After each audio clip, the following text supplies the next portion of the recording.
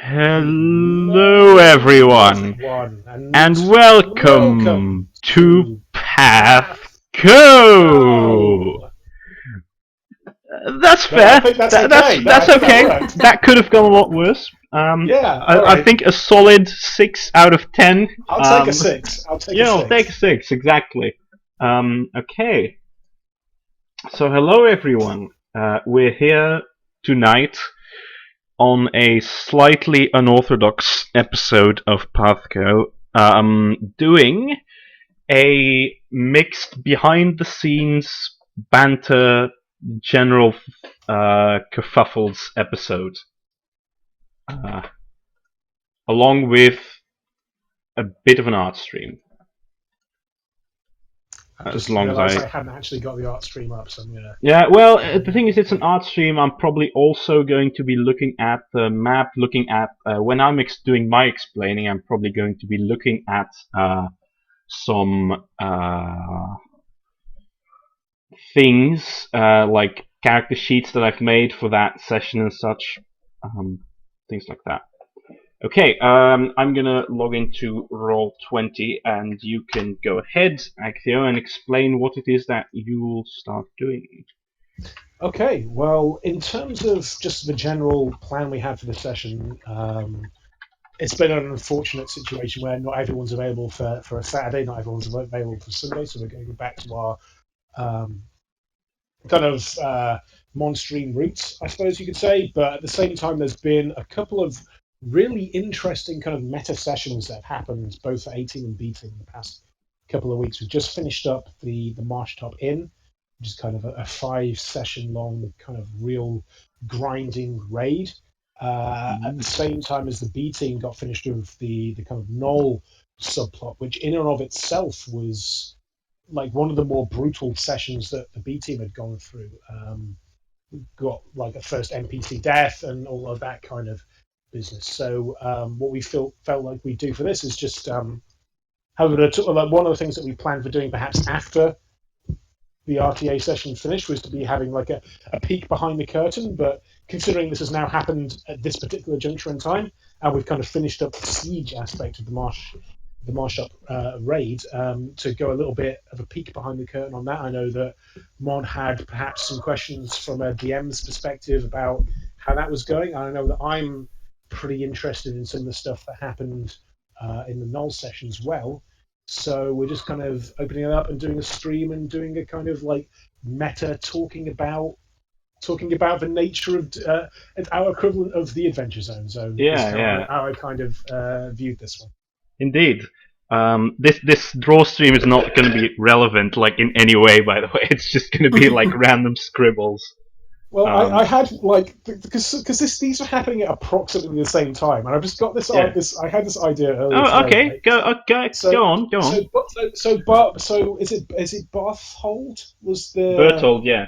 Bertold Yeah. kind of unfortunately in this really like Walking Dead or Fear the Walking Dead moment kind of got munched down on and like died at like literally one turn away from being saved. I think was Yeah. and so he's basically gone to the afterlife at the same time. We never really got to know very much about this character, but I got the impression, at least in some of the stuff that came afterwards, that he was kind of a stoic kind of vampire style. And he's like going to the afterlife, and because of all the other people that have also died in A Team, he's like there waiting. This is my time, and just gradually coming up behind him is this chant of boys, because all of the part-time boys have also died about the same time in A Team. All right. He basically gets caught up in that. That may or may not actually be relevant, but it was just a very I'm gonna do some for me. They're on the same boat across River Styx. Afterlife stag do is just. I'm gonna. That's what I'm gonna draw. I'm gonna draw like Barktown boy. I'm gonna draw the boat on the River Styx with everyone in it. Wizardly Pete is in it, and Bertold is in it, and the boys are sort of. It's like when you come across a bunch, like a bachelor party on the bus, and it's like the boys just making a racket on the boat over the River Styx.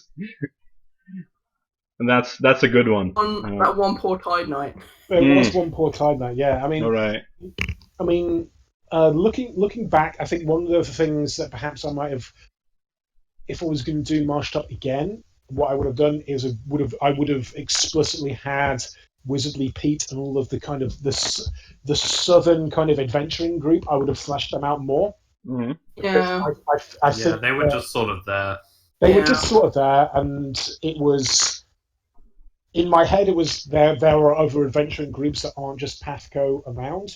And there was only so much time we had to obviously skip in and see everyone. But I think it would have been good if we'd actually got in and met them before stuff happened. I think that would have been good, and perhaps maybe having a leader Barktown boy be a specific NPC rather than being.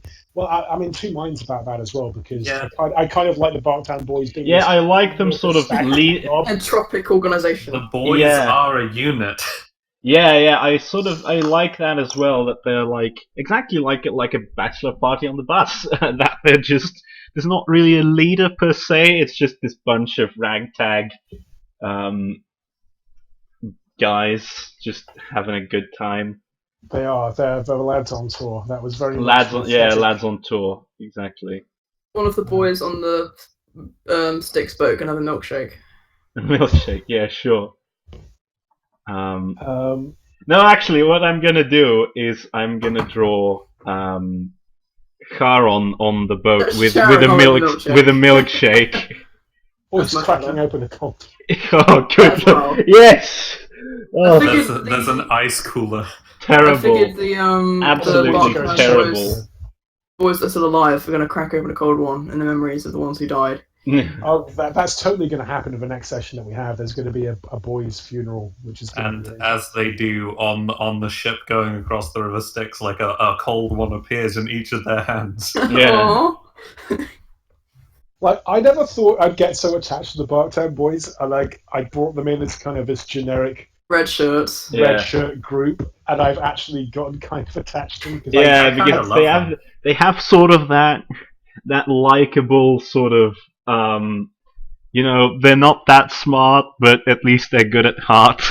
Nice but dim. Because I used to live in Brighton, and there's a lot of stag do's in Brighton, so there's a lot of my kind of vexation with that. It went into the Barktown boys, but then I kind of felt a little bit bad about. I think it's probably because so many of them died in comparison to the Tide Knights or Monbeck's group as well. That's probably why we feel so attached to them, because so many of them died in comparison to the others. Yeah. Well, to be fair, they were probably also the most incompetent. Yeah, I was going to say. So it may not be too surprising. No. But oh well. Regards to behind the scenes stuff, I think Mon, in some of the group chats we've had, did you have any specific questions that you had regarding? Let's see. I'm curious as to how exactly you manage sort of movement of big units, because although I've done my my share of handling multiple tokens, this is sort of on another level. So I assume that you had some sort of mechanic where you do one save for a group rather than per individual or something. Oh yeah, absolutely. How did that go down? At this point, mass combat is tough. There will come a point, I think, in any DM's career, if you look at it that way, where you want to up the stakes and have mass combat happening, and you can't do it on a D20 basis. You have to kind of abstract that out slightly. And I've been listening to a lot of Friends at the Table recently, who have been very, very early series. So it's when they've been doing Dungeon World, or where they've been going on to doing very early kind of mech noir stuff. And so this also ties into a lot of back when I was a kid, I used to play a lot of Warhammer.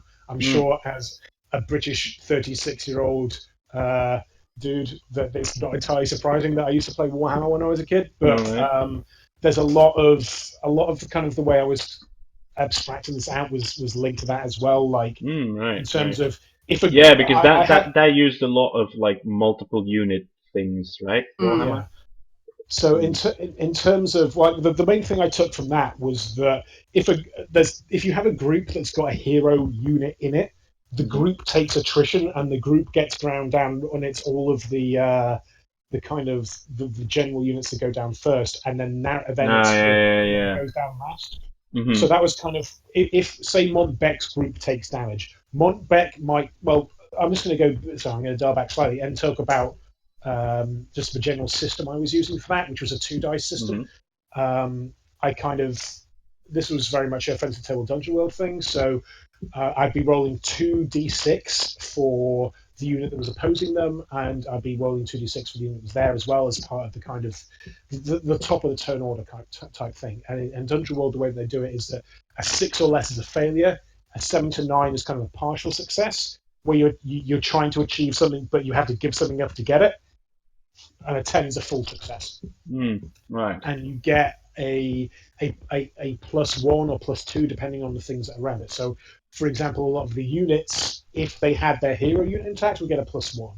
If Dave was kind of around doing his bardic performance, they'd get a plus to that as well. At the same time, they might also get pluses if they had additional hero units themselves around them. So that was base, and I also had like this. I think you might have seen it on one of the dice bag pictures that I passed up. I've got this. I don't know where I picked it up. I think I accidentally absorbed it from someone else's dice collection back when I was playing like Vampire the Masquerade. But the D6 has got like these little. That's a classic Vampire the Masquerade. Yeah, so and I'd roll that sometimes as well, just to give a little bit of flavour as to what was happening.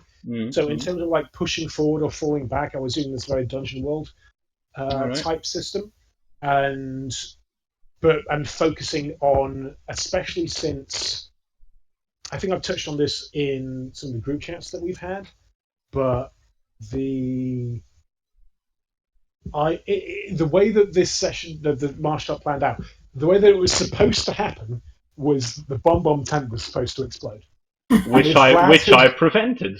Exactly. So, well, no, as in when you found Vlad's stuff, he had a flare gun in his things. Like, if he had a free action, he was going to jump out the window and blow up the bomb tent. Oh, okay. And that was. But I fucked him up. Yeah, basically, that was going to be the kind of lead-in. So in terms of the general lethality of the session, the fact that didn't happen, like that gave you an advantage in general compared to the way that I'd originally, because I felt that the way that you did so well against Vlad, and that was a thing that was going to be affecting your overall kind of feeling of Marshall as a whole. Like I didn't literally have a table for this, but in my mind when I'm like visualizing with the way Marshall was going, there's like a push pull at the top of the screen for I get what you mean. I like it indeed. And that was gonna start it off very much in the Boggard's favor, but because it didn't happen, it started off very equal, and because you were able to handle a lot of the situations that occurred, you guys did pretty well. So basically, you underestimated us. No, I did not estimate you would be able to stun lock one of the toughest villains up against. No, 2 rounds to go. Like fair play. Can I ask a question quickly? Of course. No. Oh, well then. Anyway, that's been PATHCO for this week. Bye guys. No. What level mechanically is Vlad right now? In terms of character levels? Yeah. 10.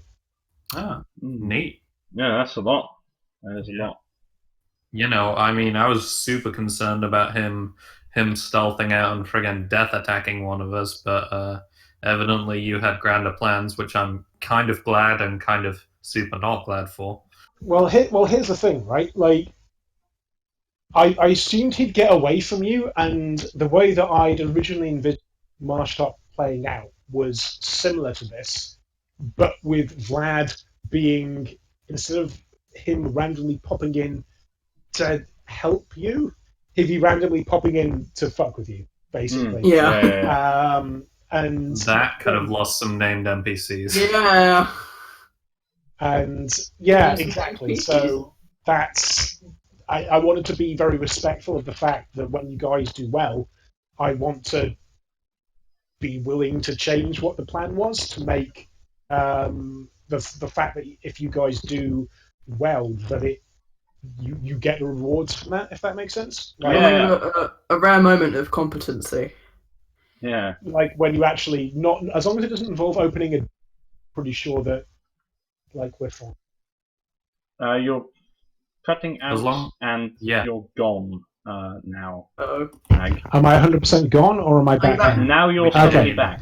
I was recalling the fact that we had to use a lot of spells to open a door. That much. Yeah. I think that happened to Critical Role on more than one occasion as well. That wasn't we. Were you even there for that? I don't think you were. I have been reading a lot of your TV, and if anyone's listening and hasn't been on the TV Trope page, please go and do so. Ivan's done some really wonderful work there, and you should go. Yeah, I have certainly checked it out, and I like it. Oh, you'll make me blush. I like it a lot. Thanks, Barry. I mean, it's Barry. He's so meta, so he probably, probably reads the trope page in his spare time. No, that is like potentially canon now. Yeah. Barry's gonna start quoting tropes. So go on. Barry's just. I love him. He's the best. He's the best. There's been a lot of good characters in Return to Arbella. Yeah, that has maybe one of my favorites. I also like Donovan though. Like I am attempting. He nearly died. I know. I'm so concerned about that. In the last fight last session, Actheo revealed that Donovan was on 1 health. I know. I know. We lost my adopted son. But chat probably doesn't. But yeah, that was horrifying. So thanks for that revelation, Ag. Well, it was the way that dice were going, really, because because it was interesting to see because where you guys were going to, and I think you handled it pretty much dead on. Like, so the pressure was off a little bit because there was going to be, if the bomb tent had gone up, then there would have the Boggards would have been able to get in closer before you guys. It would have been like a big stun and shock, and it takes you a couple of turns to get back up and all of that kind of business. Indeed. But like we did with Flat. Yeah. Yeah, pretty much. Yeah. And so, I mean, yeah. So I've been chatting about this. We've talked about this a lot. I mean, how did you guys feel that went? Because it was a 5 session fight effectively, and that is a long one. I think it went pretty well.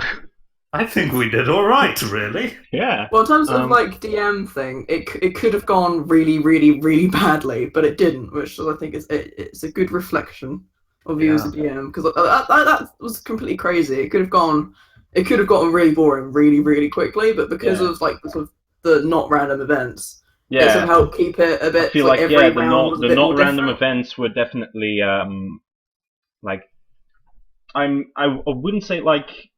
Well, actually, yeah, I would say that they were both a great addition, but also I think kind of a necessity to keep a fight like this entertaining. So good call on making those, first of all. Yeah. Because things like this that drag out for a fair share of time, that is not the easiest thing to manage. So it couldn't just be like a bunch of standard Boggards. I think introducing the sub bosses at certain points. My favourite was definitely High Profit Dan Boy. That was very last minute. Like, what do I do? Obviously, got a high profit. What's he called? It's like, okay, I can't. Yeah, why not? Not bring that in. Yeah. But in terms of, and that was also handled. There was other things that he could have done, like. He was very much a long-range artillery piece. I think generally when a mage is introduced, they tend to be long-range artillery. And then there's fucking Napoleon. Yeah, exactly. I am a bit long-range artillery now that I've got fireball. You're better now. Yeah, that is cinematic indeed. Yeah. because I think I've got a pretty high kill count with that thing. When I, slightly meta forced what's his name to give me the hematic reveal. Oh, Darren Black. Yeah. No, well, they were slightly meta, but you've got Barry, so it is slightly meta, and it's I think that was fair. I think that was absolutely in character. In terms of like the sub bosses coming in, one of the things I wanted to do with the kind of siege as a whole was for the Bugard plan to make sense from their perspective, and it not just be a way to set up cinematic things just from the player's perspective. There was one thing. There was the mini earthquake, and it was implied that there was some kind of druid thing going on that I almost did something about, but I thought, no, okay, I'll wait for this round and I'll do something about it next round. But then nothing really happened with that. I don't know if I was having wrong expectations, or if in like all the everything else happening, it just kind of got sort of forgotten. Well, no, you're right to bring that up, and I could have done some more with that. That was the thing that got Croak Norris into the... that was the impression that I got as well. I almost did. When that was said, there's something down the well, there's people like tunneling and they're going to come up through the way, I almost downed my potion of water breathing and jumped down to see if I could do anything. But I thought separating myself from everyone else would make it complicated, so I didn't. Okay, that would have gone very badly. Super interesting. It would have been super interesting. Indeed.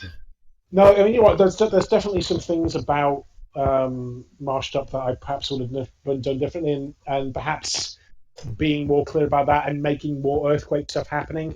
A lot of this was stuff that was happening inside the building, like a lot of the tunneling up. Yeah, because we could have just run into the building or something. So it's good that there was also like some stuff going on there, I suppose.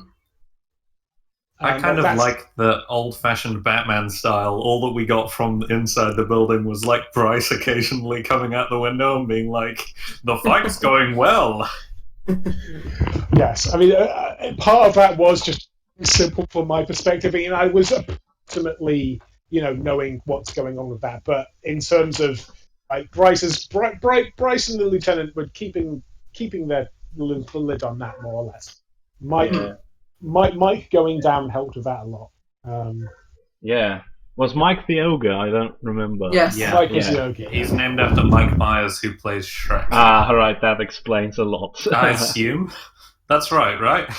That is absolutely correct. Yes. Okay, jolly good. I don't know if this is actually canon or not as well, but I headcanon the Starbucks frog as being called Millennial because he arrives late with Starbucks. Wow. Great job. I don't know that reference, but send me that. Well, it's not a reference. It's just a millennial joke. Yeah, it's okay. Okay, yeah, that may or may not be canon. So, yeah, that's kind of what was going on with Marshall. I mean, in terms of the semi-random events, I think I got most of the ones that I wanted done. The way that I kind of handled that was by in the overlay in the GM layer. And if everyone's if anyone's doing stuff on Roll20, just use the GM layer is a godsend. It's really useful for like dramatic appearances and such. It's very good. And so most of it was less like tables that I had in separate documents, but I'd leave the tokens in certain areas, and I'd know what the kind of like trigger events would be to kick off if stuff happened in that area, and then the things would happen after that. And most of the ones that happened.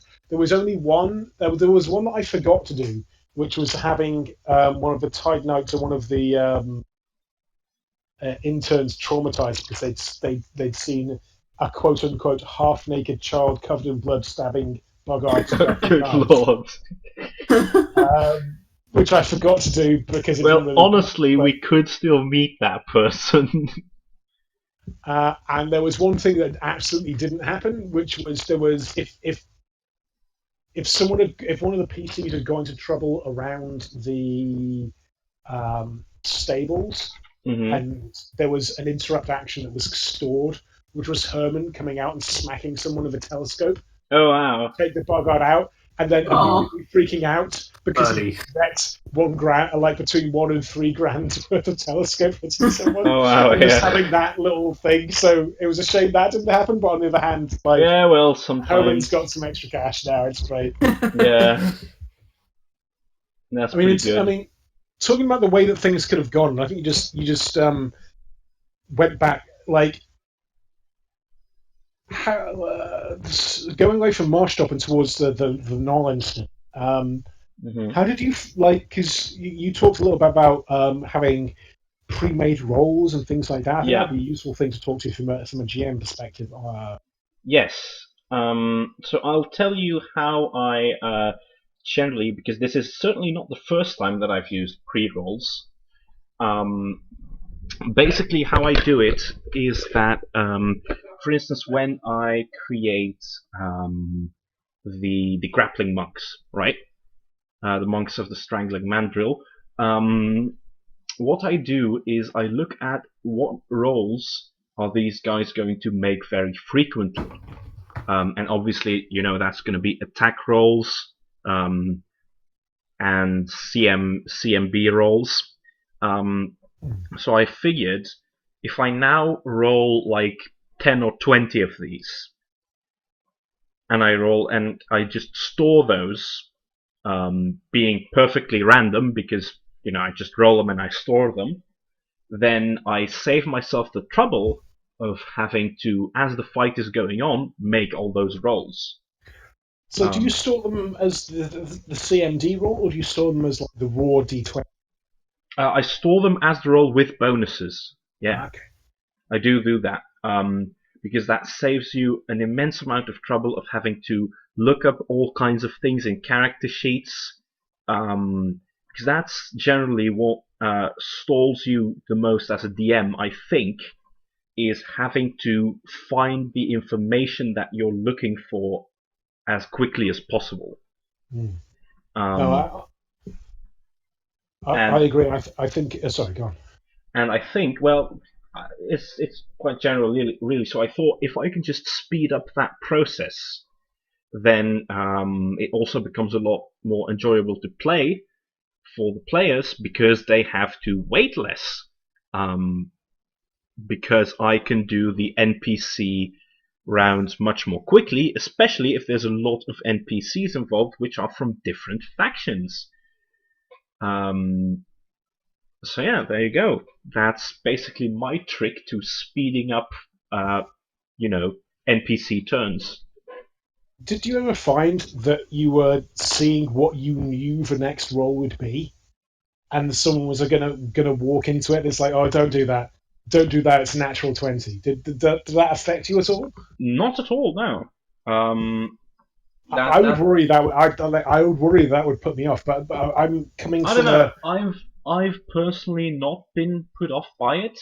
Well, maybe mostly because they didn't actually roll any natural 20s. I believe there was one, but we never actually got to that one. But no, that hasn't really put me off because it's the rules are rules, so you can't really do anything about it.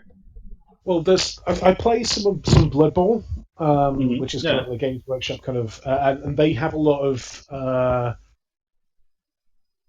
almost like puzzle situations you can get into where they have the roles that are set and you have to work around that.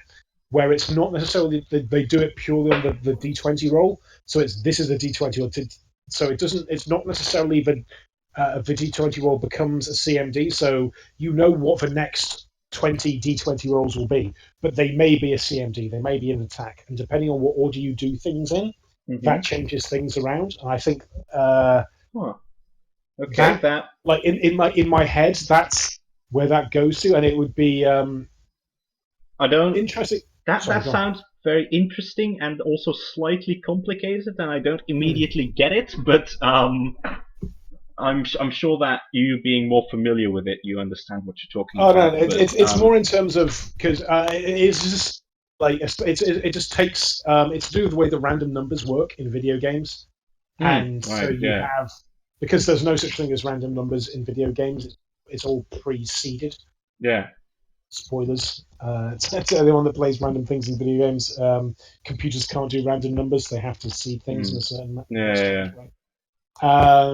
but yeah, it's just from my kind of like history of gaming, my mind goes back to that, and so no, that could be similar indeed.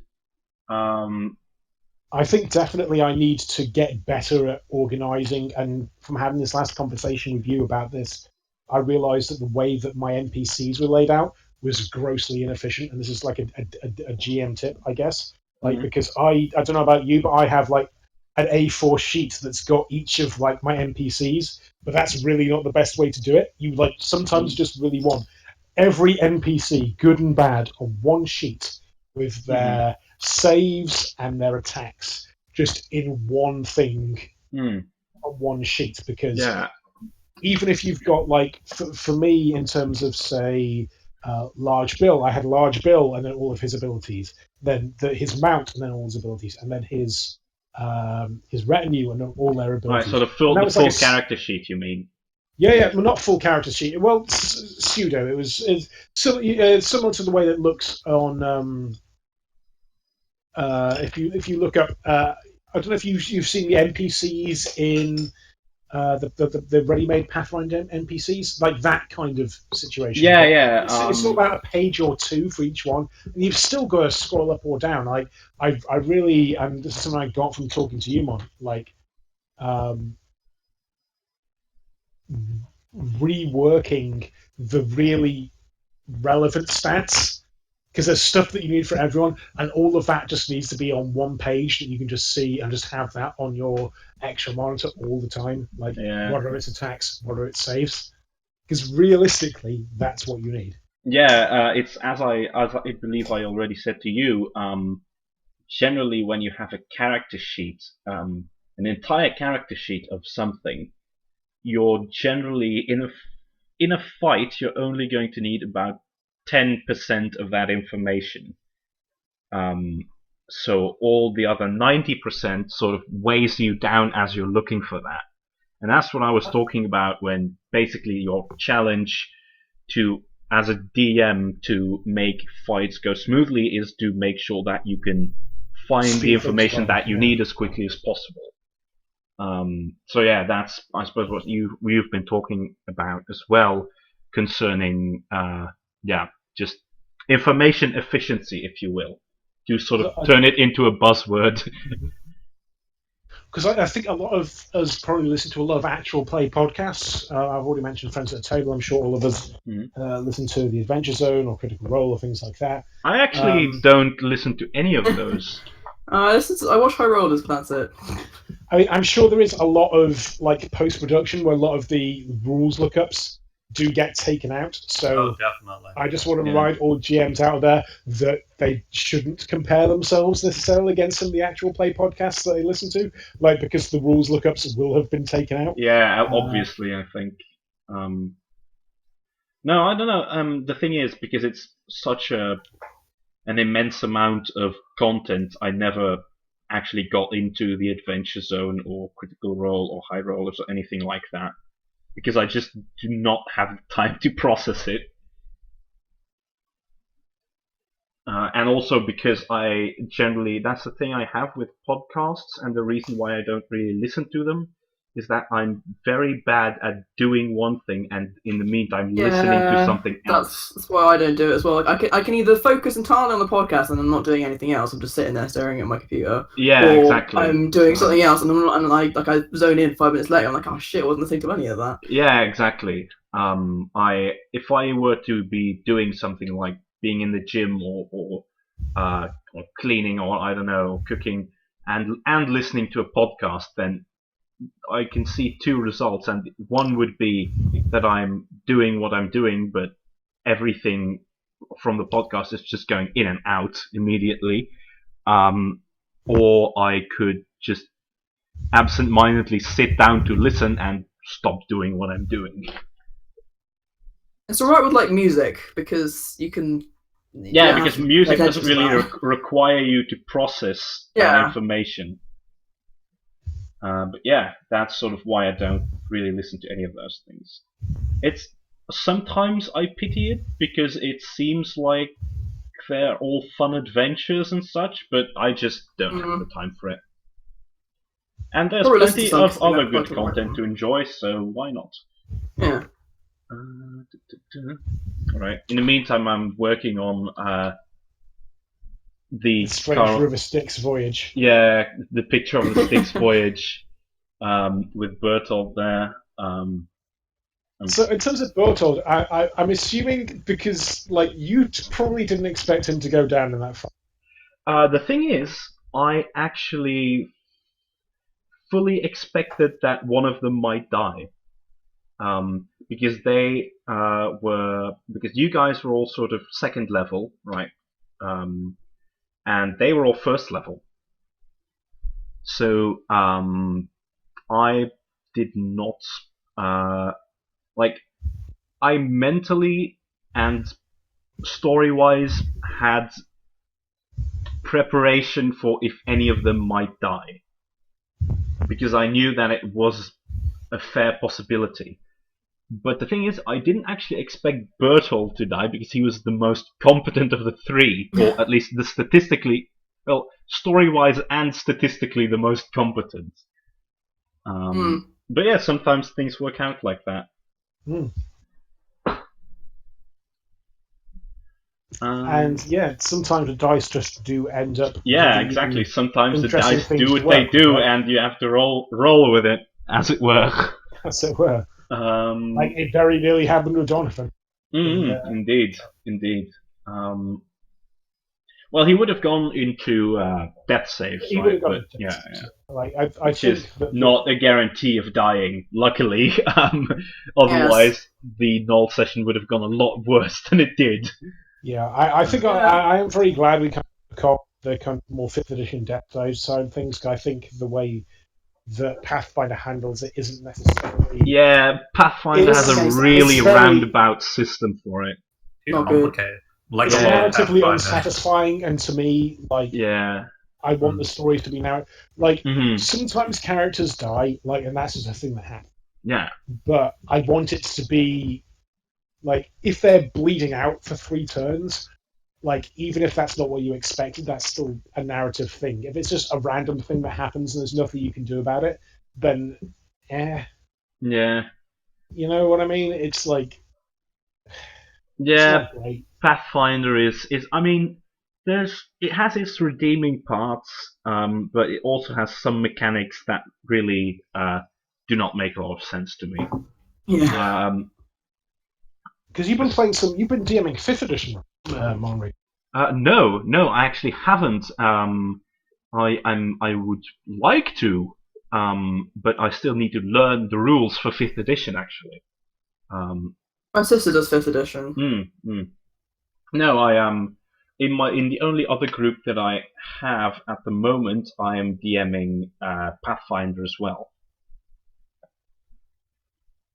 And yeah, but the thing is, like, I like Pathfinder because it has such a broad rule set that it accommodates a lot of things.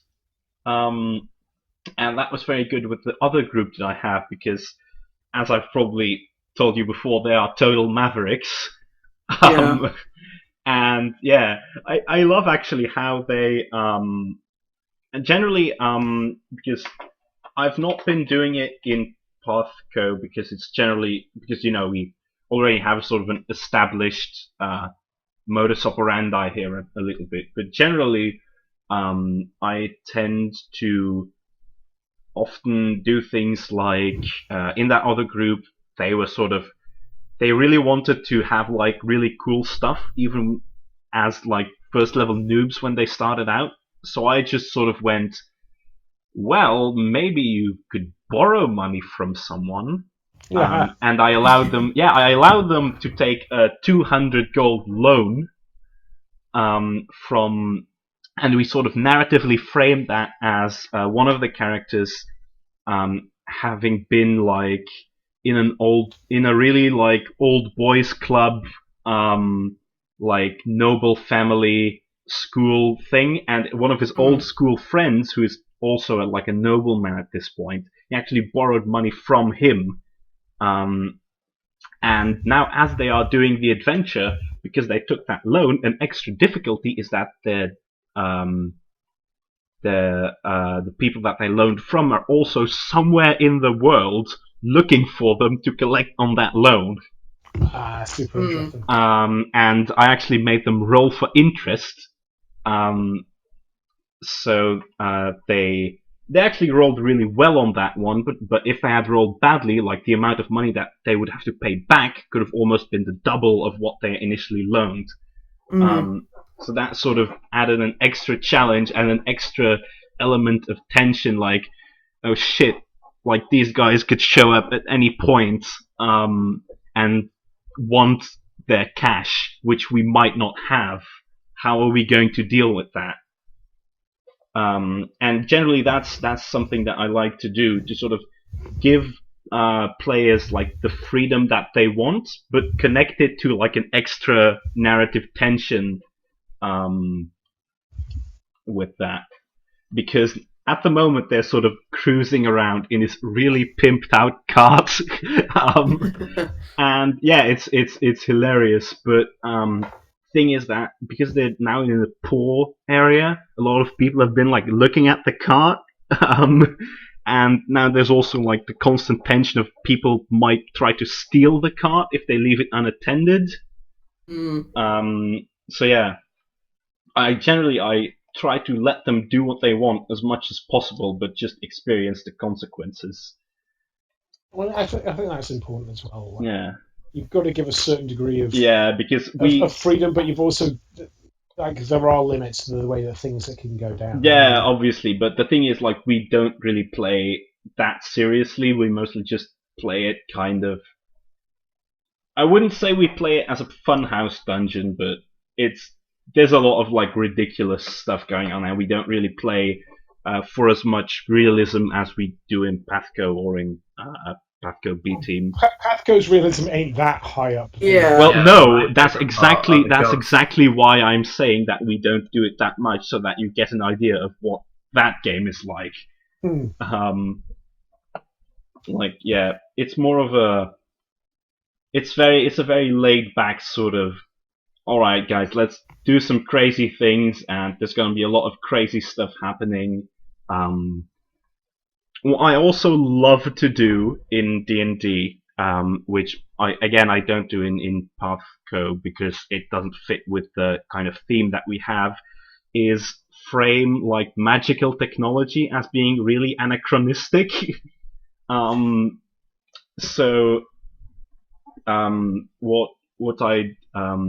What I'm planning to do in that game is have because it's a desert setting, right?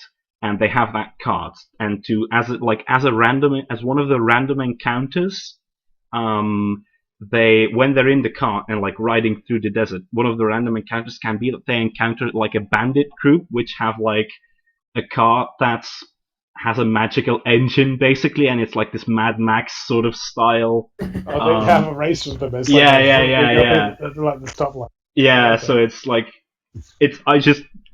as I said, it's really laid back, so I sort of explain it away with magic, but it's basically like a Mad Max engine cart bandit type deal. I think you might get a kick out of listening to Adventure Link. Yeah, I know they do a lot of stuff. I know they do a lot of stuff like that. I know, and if there's anything, a Mad Max race. And I know there's also like fantasy Costco and stuff like that. So yeah, if anything, it's going to be the Adventure Zone that I actually give a go at some point. But yeah. So yeah, that's sort of my DM experience, if you will. Hey, speaking of B Team, there was some talk of, not that we're just talking random bollocks on this session, there was some looting that might have happened on the B Team.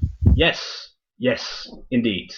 And I'm going to implore you all to look away from the stream now, because I have to open up my random... Okay, I'm just going to go and take a quick bio break for 5 minutes. Yeah, sure. I'll be back. So I have to take out my Random loot table. Look at Tumblr. Yeah. Yeah, there's some interesting stuff on this. I have to stop myself from like auto-clicking because like I just auto-click on like random tabs. Maybe try to just close the tab because we don't really need it for anything, I think. Oh yeah, good point. Bye, Hellhounds. Back in a few seconds. There goes the stream. Not really. Okay, so yeah, because there were some cards at the encampment that you could have looted. Well, that you probably did loot. I thought I rescued them. What did you do again concerning the cards? If memory serves. Oh yeah, looking through them makes sense. Yeah, I mean, I would figure that you guys probably looked through them to see what's there. Yeah, Delta's like not. She wouldn't want to rifle through like dead bodies and stuff, but she'd like crack open a couple of crates, just have a look in case there's anything dangerous in there. Yeah, actually crates because like they are sort of covered wagons. So we'll talk about all that when Agthio is back. Sort of frame that a bit. No, let's talk about it all now, so he has no idea what's going on. Okay. What a fun prank. Go on. What is kind of cool is I probably am going to use my use of standing like next morning in game, so that would be a fun thing to try and prep. I think my mic's having a moment. I'm back. Sorry, what was happening? Jack was talking about something. Yeah? I can't hear Jack. Hold on. Oh, what? That's really weird. I couldn't hear Can you Haggis. hear everyone else? No, I can't. Haggis, have you talked? Because I can't hear you either, I'm afraid. Hello? No, I can hear you, Egg. Oh, yeah, okay. I was worried there for a moment That's that we've been missing out. specific error. How long have you been ignoring me for? Oh, I just thought you were being really quiet. No, I've been talking the entire... No, I haven't. I've really insightful kind of... Yeah. Yeah, right. Analysis of the kind of emotional core of... I actually revealed the entire future plotline for PATHCO, including who dies and when, Yeesh. Okay. We don't plan that out. Well, you say that, but you've had certain conversations around those lines. Fine. Not who dies and who's not. I'm just making fun. Oh, okay. Good. I was going to say, because I was like, I don't remember this. This has happened. Indeed. Okay. So yeah, about the loot. So there were two sort of covered carts, covered wagons, if you will. And one of those would have been mostly laden with crates and sort of boxes. And the other one was actually seemingly the living quarters of the gnoll that you killed. And those are filled with a share of various occult paraphernalia. Also some boxes, but these ones are sort of more ornate things. Yeah. You what you find in that living quarters cart is a lot of like charcoal sticks and a lot of occult items that all together are worth about 46 of money if you were to sell them. So can anyone roll me that? Oh yeah, I will actually move from the normal PATHCO to... So do you say 46 or 4d6? 4d6, yes. Okay. I rolled 15. Okay, then they are altogether worth 15 gold. I suggest, because there's going to be more gold here, that any one of you take out a sheet and sort of note this down so that you can distribute it later. We'll use the notes section of the character page because who has like real paper and pens these days? Yeah. Okay. So you find that. you find some stuff that's related to roll me a knowledge religion. I don't have that anymore. Any one of you, really. Or just a standard intelligence, I don't care. I guess it's off to be a standard. I wasn't there, so Yeah, not me. sure. Yeah, I got a 17, not half bad. Alright. Okay, that's good. Also now that this, this two-parter is, well, not that you couldn't have joined midway, we would have figured something out, but now that this is over, it might be a bit more convenient for you to join us once again in B Team, I guess. Okay, so with the 17, B or Myra, if you want to make any rolls for that, you can go ahead. Say that again, sorry, I didn't hear what you said. Oh, I'm sorry. Just a moment. There we go. No, I just said to you, Haggis, that if at any given point in the future you do have the time to join us in B Team again, that would be very nice. And I said to Jack and Agtheo, if you guys want to make rolls to look around here, then you can certainly do that, because I'm sort of assuming that you're all kind of exploring this tent simultaneously. Yeah, I mean, from B's perspective, I mean, she's just thrown up a bunch of times whilst being large, Oof, and then yeah. back to being small. Not very nice. No, it was pretty grim in the, standard Agtheo grim vomit style. Yeah. I think she's very interested in this dagger, because normally for something to have Heartseeker, it has to be a +1 first, right? And for this to be just a Heartseeker dagger, that's super interesting. So can I make a knowledge religion roll if this is a ritualistic thing? Please go ahead. Please go ahead. Okay. Does it not actually have my sheet open for B? For you, Delta, as you look at what's okay, I will address that shortly. As you look at the stuff that you find, you know that a lot of this is related to augury, so sort of general predicting the future business. You see, in particular, you see a lot of sort of what looks like turtle shells and shoulder blades that are burnt and cracked, and they are inscribed with a lot of symbols. And for a 17, you're pretty sure that it has something to do with throwing the shells and the bones into the fire and seeing where they crack on the symbols, but you don't really know anything else than that. Okay. So that's 23 knowledge religion, right? That's what B got. Yeah. Also addressing that. Yeah, this definitely looks like a ritual dagger to you. And for 23, I think you can easily tell that this is also, well, especially from the enchantment, you can tell that this is a sacrificial dagger.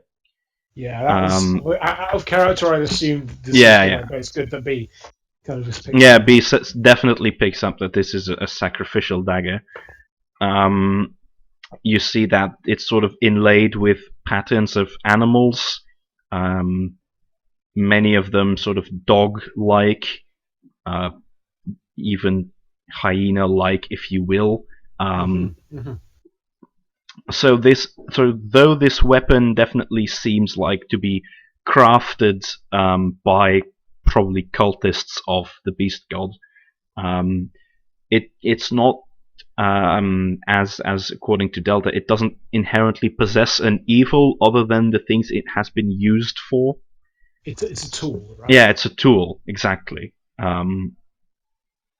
And as for the Heartseeker enchantment, I'm actually also going to count that in your knowledge religion, because with that 23, which is quite a lot, you know that there are that things exist. There exists certain magic that, if you will, imprints a task on a weapon or on any item really, and it's sort of because of the the magic, because of the fact that these sacrifices were probably always like laden with magic and laden with like as a divine conduit, that So it's an emergent property type. Yeah, it's sort of an emergent property that it having been used so many times for exactly that, with like all the divine magic running through it, it sort of rubbed off on the weapon itself, and it became attuned to the thing that it has been used for to do. Like stabbing hearts. Yeah. Yeah. That seems like the kind of thing which your dagger would get. Yes, indeed. Yeah. No, So that's interesting. Yeah, that's super. Yeah. So that's a I think you've probably been keeping up with, like, I'm not sure if there's like, because you have like science magazines like Science and Nature and things like that.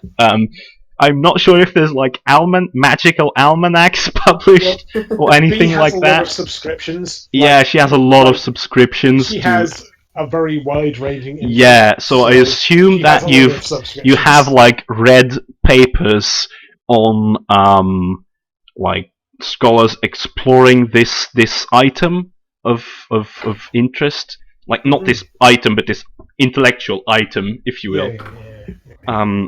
It's got the kind of like this concept, kind of strata of and it's sort of it's generally referred to as arcane imprinting rather than enchanting, and there's been experiments. Not many of them have produced very adequate results, but it's a topic of interest, if you will, among the more esteemed like magical scholars. Yeah, it certainly seems like that's the kind of thing that study group on that have their own newsletter. Yeah. That seems entirely plausible. Yeah. So it's that's sort of thing going on, because there's you've probably read like reports of people doing experiments where they like use a shovel to do something like for instance, when like people have been doing experiments where they've been sending magical energy through an axe while they've been cutting down specifically like pine trees or something like that, and see whether it becomes pine seeking, if you will. Oh yeah. So that sort of thing. Do you think they'd have made reference to the cleaver during that? I'm not sure. How known is that object? Well, it's. If you can't tell me, then tell me afterwards. No. Like definitely. There will have been references in Barktown that there is this weird axe. Like it is like Dollar had that for a while, and people know that there is this weird axe. So I reckon it's one of those. Yeah, it's probably been noted as item of interest. Yeah, if that makes sense. Yeah, it's sort of been noted as an item of interest, likely. But yeah, this is not a very developed science. Like it's very like, trial and error experiments that they've sort of been doing with it. And yeah, that's what you know. Yeah, I imagine that Bee's like got this one like newsletter that's from them, which talks about it a lot. But in some of the other newsletters that she subscribes to, there's like people saying, this is total bullshit. Yeah. Pass upon them in a bunch of other stuff that she subscribes to. Yeah, there's probably like newsletters like saying like that is total bullshit. Like that's just a weak enchantment, guys. Like don't believe any of that crap. So yeah, there's that. That's about the dagger. If you seek more interest, you could also, find some man to see about the dagger, or something like that. I have enough. I have enough links to be following up at the moment. Indeed, you do have enough links, many of which I did provide. All right. As for the cart, the other thing that you find without much difficulty is sort of a big reliquary casket, almost like a big wooden box that's ornamented with like strips of parchment with text scribbled on them, like chains of finger bones, some scrimshaw plates like inscribed bone. There's this big thing, and it has like a set of doors on the front instead of Does like it perhaps here when I do detect evil? Does it flag as you do detect evil, a moderate head-shaped aura is visible inside of this box. Ew, I don't want to open that. You can. Delta will say that she thinks there's a decapitated head in there. Maybe like dodge it with the end of her axe. Okay. B is potentially into opening the decapitated head box. Yeah, Delta figured she would be. All right. You can go ahead and do that before we roll the other stuff that's in the cart. Like, she will kind of flick it open with the end of her sword cane, just to like not be super... Yeah. Okay, so as you open it, what's inside looks like a mummified monkey head. But it's like from some sort of larger ape. But you can definitely tell that it's not, human or elf or whatever. It's definitely a monkey, and it's sort of mummified in the sense, not with bandages, but in the typical, like the Southern American, Southern American mummies, rather, that sort of just look dried up and emaciated. And another, as you look at it, another strange thing about it is that it bears a symbol on its forehead that vaguely resembles something with 3 eyes, and its head, the top of its head, seems to be made of some kind of smooth black stone material. So is that something that's which been is replaced with it, or...? Yes, it sort of does look like like a skull cap kind of thing? Yeah, it's like a skull cap. It sort of looks like a skull cap, and it looks like that's actually like the top of the head that is made of that material. And it's shaped like brains, but it is made of like a sort of a smooth black stone kind of material. So someone's likely taken this kind of head and kind of turned it into some kind of fetish / Yeah, that's what it looks like. Okay.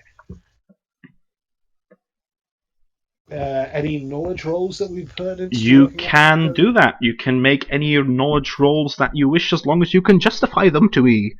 Okay, that seems like the kind of thing that I would say. I love it. Okay, so I'm going to go for a knowledge history. All right, that you can do that. Is that I can interpret that.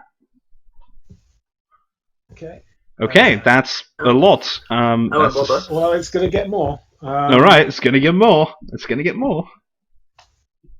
Okay. 5. Okay, 31. She's an investigator. She knows many things. This is true. She knows many things. She's also gone slightly mad because of it, but there you go. Yeah. Okay. There's actually a fair record of this kind of fetish. And generally they are called council heads. And what you know a council head to be is because there's like records of it being used by like necromancers. There's probably even some reports from like adventurers who went all the way east, and they know that it originated there. And that the custom has also been used by like necromancers who brought it over from there. And basically how it works you actually know how this contraption, if you will, works. Generally, what's done is a share of creatures, so multiple creatures, are mummified, and they have their brain replaced by this black stone kind of arcane item. And how it works is that the bodies of these creatures are all sort of placed in a circle like a council, and that the heads are then taken to multiple locations, and it can be used to communicate with the other heads, although as though they were sitting in the council where the bodies are. If you understand what I'm saying. I think I get it. Obviously, I don't know this, but yeah. Basically, the point of it all is that there's multiple of these heads that are interconnected, and that they can be used to talk to each other over long distance. Okay, that's interesting. I think we drape a cloth over it. Burn it. But if you burn the entire, Dogs can suggest burning the entire carriage. If we maybe move it so it's not in an area full of trees. So Delta is advising mass arson. No, it's just on this particular cart. If it's moved into a safe place. This and like the turtle shells and the shoulder bones and the other creepy things. She doesn't trust any of it. But maybe we can use this to locate some of the other items. If this is part of a set, then we should try and track down the rest of them. Warn them not to come for us again. Well, no, we're gonna totally take them out because that's what we do. But do we want to keep this as something that can be used to track the rest of them? It seems more like a... I don't know, the tracking seems... Most of them are probably going to be miles and miles and miles away from us. This is why I was advising using it to send a warning, not to send anyone else after us, or else they will meet the same fate. But I know that the Brigadier is an occultist, so I'm sure he would know of some sensible use for this. Well, that's a very important point, Delta. I trust you. If you think this should be destroyed, then I trust you. But if we bring this to the Brigadier, he will almost certainly want to keep it for himself. Do we want to take that out of his hands? Do we want to take that decision away from him before he gets a chance to even make that call? And that I'm not trying to. And B kind of goes away at one side, and she just shakes her head because she's very confused right now. She's having a pretty bad time of it. That's not very sure what to do either, because burning it makes sense, but also keeping an eye on it so that it could be used on behalf of. As for your plan to throw a cloth over it, it does come with a box. Yeah. If we give this to the Brigadier, he will try to use it. We've met him. We know that this will... I have. I've only met him once. Yeah. We've got to make a decision here. Do we trust him? As I do not know him, I would say no. Yes, he might be willing to use it on behalf of the Pathfinder Society, but if you say that he would not, then perhaps it would be better to destroy it or to... He'll use it. He'll use it for the Pathfinder Society. I'm sure he'll find all kinds of justification for using it, and he might be right. And I think that B is going to basically just fall over at this point, and basically her mental reserves of dealing with shit at this point are pretty exhausted. And she's just going to kind of just hand it over to Delta and just let Delta make this decision. I don't want to touch it. Oh, it'll be in the box, I guess. Yeah, it's in. Like, you haven't taken it out of the box, I think. You're handing the responsibility to me, not the actual thing itself. Yeah. Yeah, like B is. You're just like doing hot potato with the head. B is messed up right now, and like the way that she's reacting, especially towards like Bartold, like kind of going down, like she's twitching in weird ways. Like she's not. I'm not going to make you roll a sense motive on this. She is not having a good time. Yeah. Do you think it would be sensible to ask the lieutenant what she thinks? Yes. Let's pass this up the command chain. Yes. Well, do you know if she would then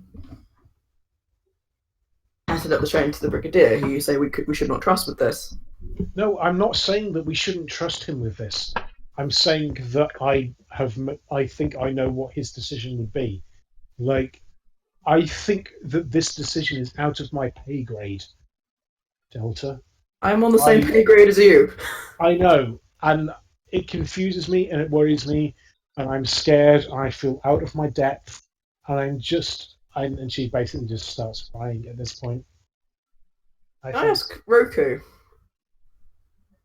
Because Roku's got more dealings with these people and knows what they are capable of. If Roku's around. Yeah, Roku is currently outside and is sort of looking around through the camp. She's holding her helmet underneath her arm, and do you look outside? Or yeah. Are you outside currently? Yeah, I'm going outside to find her. Yeah. She's not in this very small car, which can probably. Yeah, Roku's currently walking around. As you walk outside and you look up, you see her looking at one of the dead monks, sort of squelching her cheeks together and spitting on the dead monk as she walks by. Is it one of the ones that I cut in half with a crit? Yes. I'll go to her and I'll tell her about the things that we found in the car, and that since she knows, or Delta assumes that she knows these monks better than we do, what she thinks should be done about this creepy council head thing. Should it be burnt? Should we keep it and try and use it to our advantage? Should we ask the lieutenant? Okay. So what do you do? Do you carry the box with you? No. I tell her that it's there. I'm not touching that. Okay. So, in that case, like bones and stuff. Isn't that what you said, or did I misunderstand? There is also other stuff in the cart, which is the stuff that I'm now going to have you roll some rolls for the random loot table. Okay, sure. I'm going to do that before you talk to Roku about discard for reasons. Okay, in case there's other stuff that yeah. you want to ask me about. So, okay, sure.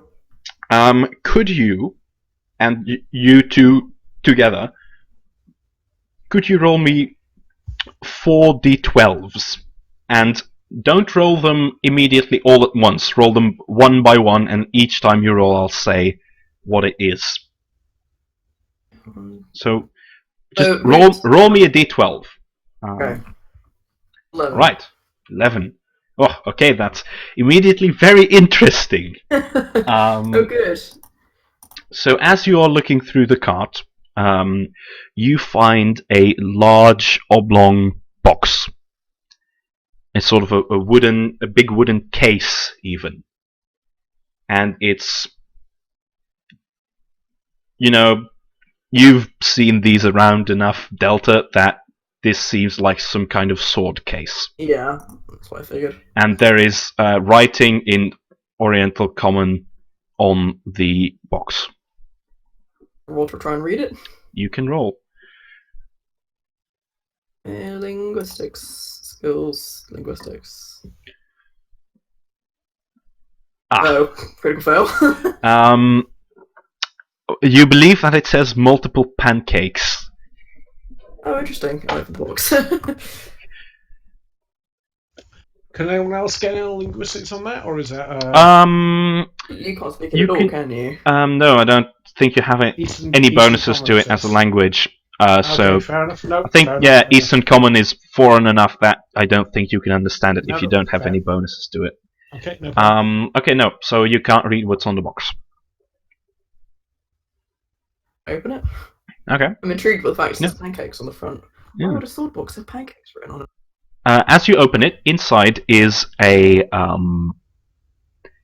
what looks like sort of an Eastern, sort of an Oriental type sword, a long sword, much similar to the one Roku has, and it is stuck inside of a big black scabbard, and there are fairly ornate markings on the hilt. And funnily enough, the kind of door chains that exist, right? To sort of lock your door with a little chain. Oh yeah. The same sort of thing connects the hilt of the sword with the scabbard. So they're actually, is it possible to remove the sword from the scabbard? Yes, if you open the chain, but it's seemingly to prevent the sword from like sliding out of the scabbard or something like that, you think. And to help prevent it from being stolen. Yeah, that could also be the case. Okay. What will you do with it? Take it out, have a look, see if it's anything interesting. Alright, you're gonna slide it out of the scabbard. Yes, if there's enough space in the car. I don't know how big no, there's enough space. There's enough space. Okay. As you slide the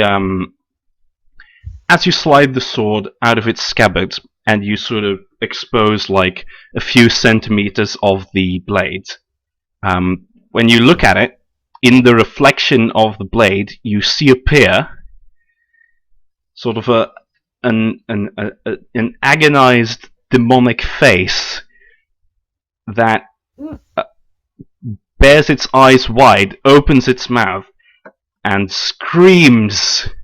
Blam! Slam it back in. Extremely loudly. Could you both in the cart roll me where's the thing? Could you roll me a fortitude, please? Is it a fear effect? No. Okay. That's a 10. That's a 10. Alright, B, what about you? Ag? B, hello? Hello, yes, I'm here, sorry. Yeah, Delta just slided a screaming sword out of its scabbard.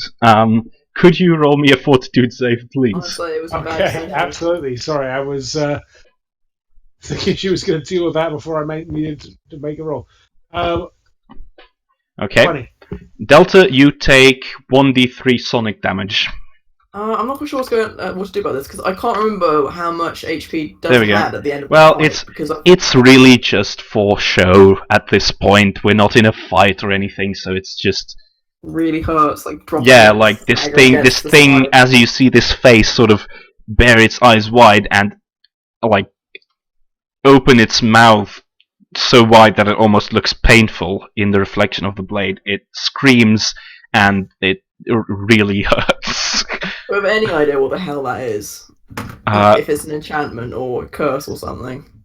Roll me a knowledge, arcana or religion or well, whatever you want to do, as long as it makes some sense. Or spellcraft or a use magic device, whatever. Spellcraft. I'll do spellcraft. 11. Alright, B, you can also do that. If you wish. Okay, so 25. Well, no, 24, sorry. 28. So that's 28. With a 28, you can tell with certainty that it seems to be some sort of enchantment, but it's not an enchantment that you know of. I think B's going to actually, because B's kind of breaking down right now. Yeah. But I think this will snap her out of it if she sees that Delta is having problems. I think that she's going to like refocus herself and kind of like really skew herself into making sure that Delta is okay. All right. Like, even if it's detrimental to her own mental well-being, All right. she'll be like, Delta, no, this is trying to take advantage of you. You need to stay strong. You're better than all of us. You know, you're the one that's gonna bring us through all this. You just need to stay strong. Thank you. Whilst also falling apart herself. Yeah. More confused about what the actual enchantment was. The player wants to know what the hell that is, but... Oh, No. If I have any info on that, I'll pass that on. No, as I said, you know that it's an enchantment of some kind, but it's not an enchantment that you know of. It's not an enchantment that you've ever seen in, like, the, official lists of, like, known enchantments, like the standardized catalogs. Some kind of wiki. Yeah, who knows? It's not Yeah. on the wiki, and like... No, it isn't on the wiki, I know, because I invented it. No, I mean, in terms of the Beatrice's, like, the way that she would think about things. Like, yeah. Because, like, she rolled pretty well. Like, she doesn't know what it is. Mm-hmm. It's, like, that's freaking her out a little bit. But she feels like she's got a good handle on things. Yeah. It's probably, I think you can probably attribute it to the fact that it's, this is all stuff from a different continent. Oh, yeah. So, like, this is, it's not super weird to you that there is some freaky stuff here that you don't know about. Oh, no, absolutely not. Yeah. Like, even though she's rolled well, there will be stuff that she doesn't know. Mm-hmm. But the way that she's reacting to that is just like... Yeah. Like, her focus is to make sure that Delta doesn't feel bad. All right. About not knowing what this is, if that makes sense. Well, Delta's fine about not knowing. She's more upset about that fact that her head really hurts now. Yeah. Everything hurts. Yeah, because that 3 points of sonic damage was pretty bad. Okay, so if you want to keep on searching, then you can roll me another d12. I do, but there could be other dangerous things here. I mean, do you want to have B roll this? Yeah, B can roll this. Or... Yeah, it doesn't matter which one of you rolls. There's going to be 4 of these in total to see what you find. So if you could just roll me a standard D12. Are you okay with B kind of stepping in the way for this? Go Delta, ahead. I mean, yeah. Okay. 12, indeed. As you keep looking, you find another sort of ornate box, in which slightly suspicious. It's another ornate box, but it's not a weapon case. It looks like it's more three-dimensional. It seems to contain a bit of volume, and there is some like parchment tied to it with a little cord, but there's also one big sign on the actual chest. And Beatrice, you can roll me a craft alchemy to know what that is. That sign. I'm super good at that. Yeah, you are. I guess. And Delta, if you want, you can roll me a linguistics for Eastern Common. Yeah. Okay, you can both easily tell that because B, you don't know the language Eastern Common, but you do know some Eastern symbology that is involved in alchemy, and you know that this is the symbol for poison. Okay, I will pass that information on. Well, actually, it's generally like. It's a symbol that Eastern alchemists use because, like, 28's a really good roll. It's generally a symbol that alchemists use to designate this item or this container contains dangerous materials. Like I think B will like slam that down and like back everyone away from it at that point. And just all right. Whoa. It's not like, but well, with a 28, you know that it's not like a trash box. It's not like your biohazard trash box. It's I know, but she's very. But it's like there is like the contents of this box are dangerous. Like it's kind of like seeing like the radioactive symbol on something. It's no, I don't think it's like the radioactive symbol. It's more like because there's no locks on the box or anything. It's more like something that you might see on a like an apothecary cabinet or something like that. Okay. Like don't drink any of the bottles that are in this box or something like that. So you can take a look at it, but don't fuck with it. It's basically yeah. So can we open it and like get a better view to what this maybe is? You can certainly do that. As you open the box, inside, sort of held stable by what looks like sort of a wooden lattice work inside of the box that's made to sort of hold test tubes stable or hold like little bottles stable. There is an amount of thin vials in there, and they're all corked. But there's an amount of absolutely a bioweapon. Okay, awesome. And if you want, you can roll me either a knowledge nature or again a craft alchemy to identify any of these things. Okay, I'm going to roll your craft alchemy. They do have labels, so Delta, you again can also roll linguistics as well. But this one's mostly on B, I think. It's more her domain. Indeed. With an 18. Linguistics. I think with an 18, is that going to increase that? Oh no, okay. So with your combined knowledge, you can actually identify all these vials. So I'm going to roll a few things for a moment. So what you can find here is 3 vials of bloodroot poison. You can look that up on the wiki if you want. Okay. I'm just going to do another roll. Oh no, that's wrong. That's supposed to be 1d2. So 1 vial of black adder venom. Okay. 1 vial of oil of Taggit. So that's oil of Taggit. Are you writing this stuff down, Mag, or should I? This seems like the B's kind of thing over Delta's.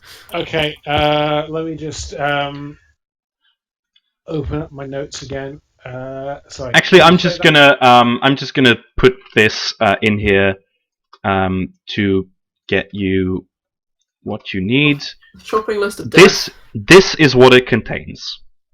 Okay, because this is not the most poisonous thing that B has seen recently. No, it's not. That's the thing. It's really not. It's not that potent a poison.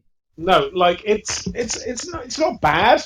Mm-hmm. But you'll notice B like breathe an obvious sigh of relief. Yeah. Like this could have been worse. Yeah. Like it's okay. Like no, Delta, it's fine. Like I could make some of this on a weekday. Sometimes I do. Well, I'm quite sure you do. Indeed.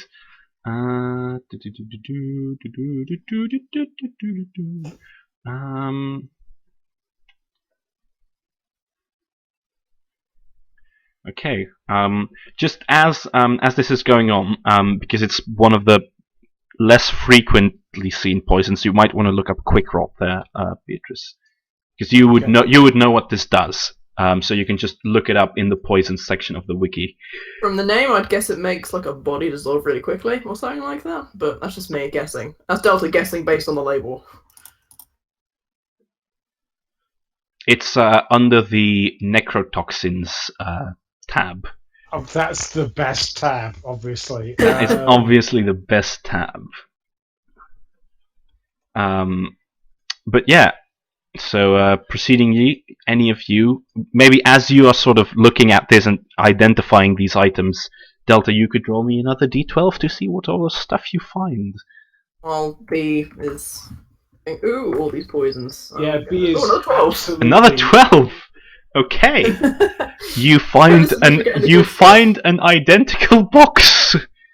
Another one. Yes, you find like there were two of these boxes. So yeah, this Noel, whoever she was, had a seeming interest in poisons. Okay, so that's going to be 1, and then /roll 1d2. Okay, so that's going to be instead, now that's going to be 1 dose of bloodroot and 3 doses of oil of Taggart. Why did she not keep all of the doses of one particular poison in one box and all of the others in another box? This makes no sense. Because it's for distribution purposes. Perhaps she's chaotic aligned and not a good sorter. No excuse for anything. Oh, so like I'm looking at Quick Rot and it says this pungent necrotoxic infects a victim's wounds with gangrene. Hmm. Oh, it's grim as shit. Yeah, it's a bad one. And that's even like, it's very telling that that's like the cheapest poison in the necrotoxins tab. Napoleon's Christmas wish list. Yeah, exactly, like Napoleon's Christmas wish list, yeah. Whew, yeah. Like, indeed. Okay. Do you want to throw the full list of that into the chat as well? Then? You did. I did. No, that was the first one. What about the second one? No, the second one is also there. It's just got the numbers are different. Yeah, the numbers are different. Oh, absolutely. Sorry, I misread that. My fault. Yeah. And then, if you guys are still looking around, you can roll me the last d12. Do you want to do Ag? Yeah, I'm gonna say, if this is another 12, actually, or an 11, because you could only roll the 11 one time, you can re-roll it. Okay. Like, B is actually starting to get super into this at this point. Okay. Yeah. Okay, oh, no, re-roll it. Re-roll it. 8. 8. All right. Okay. Let's look that up. All right. Yeah, this Noel actually, from like the random things here, seems to have been really into like alchemical stuffs, because what you find is /roll 1d3. Okay, 2. You find 2 doses of blistering invective. Idris? Blistering invective. Okay, do I know what that is, or Oh yeah, actually, I already said that. Never mind. Roll me a craft alchemy, I guess, but this is like a fairly standard alchemical formula, so that's not going to be a high DC. Okay, yeah, 23. And from this 23, you can tell that, like you can tell it's blistering invective. But there's something about it that is different, like some coloring, and you can see some symbols on the label that label acidity and such. So you can tell that it's a custom job, right? This version of blistering invective deals acid damage instead of fire damage. Oh, that's nasty. Oh, it's nasty. Now I'll say Delta, this shit nasty. Yeah, and it's two doses of that, 2 bottles that you find. You want it? Oh yes. Oh yes. Okay. Yeah. So yeah, other than that, there is actually no. Can both of you roll me a perception? And the other card, yeah. they're not really. And if you with your combined perception roll, okay. So that's a total of not very much. 21. But that actually cuts it just about. Because basically what I was gonna do is if your combined rolls beat 20, I was gonna allow you a 5th d12. Yay. So roll me a 5th. Actually, roll me a d10 because 2 of the options have been nullified. No, should you? So Beatrice, how about you do that? Yeah, sure. Okay. I'm still queuing over potions. Indeed. I'm wondering which one this is going to be. Another 8. Okay. So you find 2 more doses of as you really rummage through this Knoll's stuff, you find some really old, these look a little less stable maybe, but it's not mechanical, but this looks like it's been a bit of, it's not the cleanest handiwork. There's a weird crust around the cork. Yeah, there's a weird crust around the cork, and part of one of the labels is corroded away. But it's too. Actually, no. Let me roll the 1d3. Okay, so this is one other, one really gnarly old dose of blistering of acid type blistering infective. Yeah, how many? I'm just making a note of that in my. How many vials of blistering infective? That's a total of 3 now. Okay, that is 3.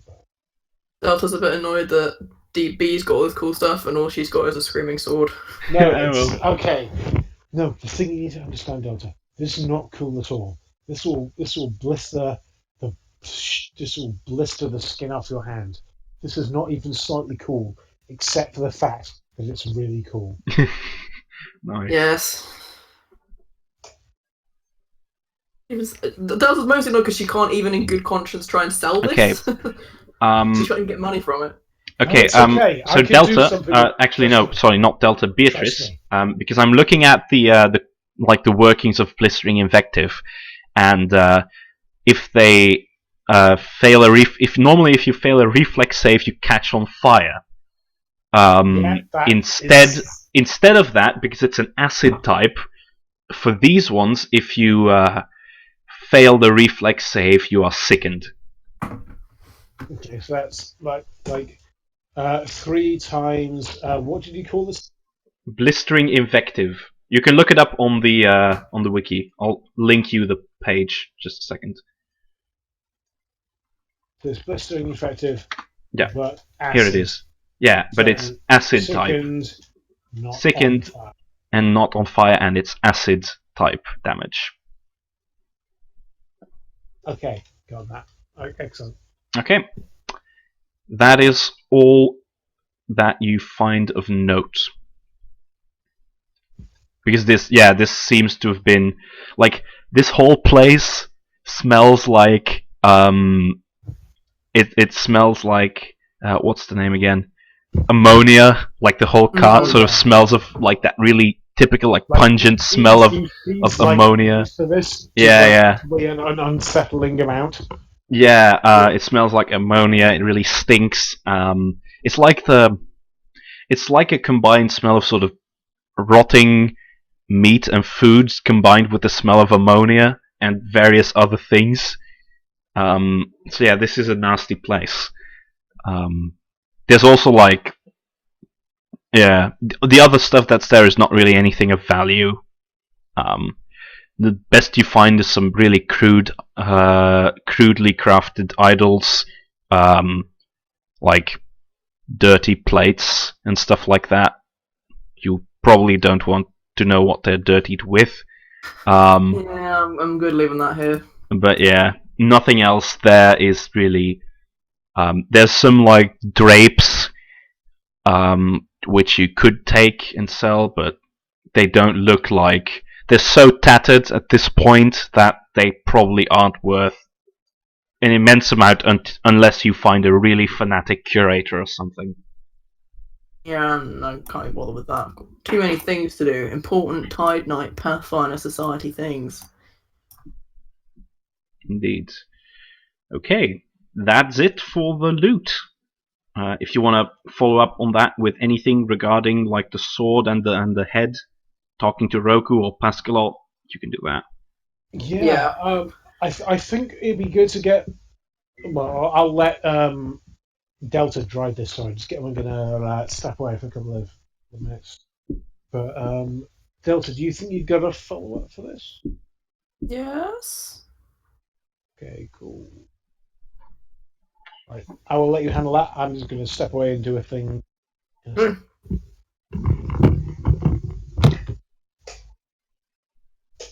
Okay. Delta would go and tell Roku about the head and this weird sword that screams. See if she knows anything about it, or if she's got any ideas of what we should do with it. All right. As you approach, you say this, Roku, because she's not wearing her helmet. Roku looks at you for a moment and then asks you, "Is Beatrice von Beck still here? Does she have any of the, and she sort of motions with her hand as though like mimicking fire, any of the burning potions?" We found several in the cart, quite a lot in fact. She has all of those. Right. In that case, Yoroku sort of cuts in the middle of your sentence and says, "Then burn it if you know what's good for you." That is what I advised initially. Both the head and the sword, or all of it. The burning. Destroy the sword. I don't know, and I don't care. I think that's a sensible decision.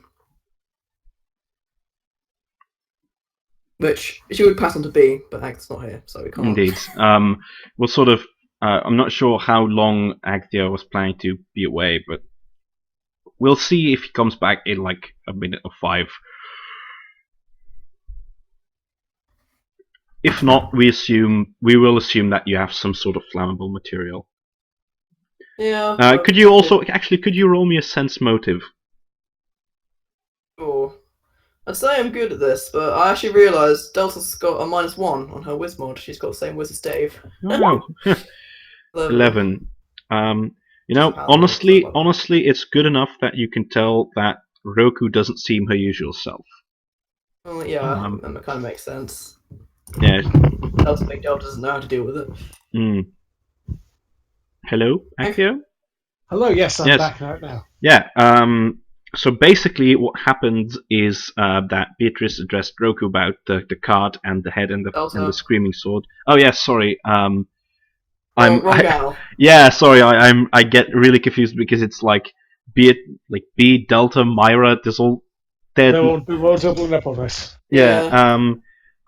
In any case, Roku basically asked whether you still had any like fire, like burning formulae, and Delta said, "I think so," and Roku basically answered, "Then burn it if you know what's good for you." Both the head and the sword. Yeah. She does not have any burning formulae right on her right now. She has used up all of her formulae for that. Yeah. Well, you can set fire using non-magical means. I'm pretty sure. Well, okay. Well, like, yeah. The general you. Delta will say. Beatrice will say, "Don't worry, leave this with me. I'll dispose of it."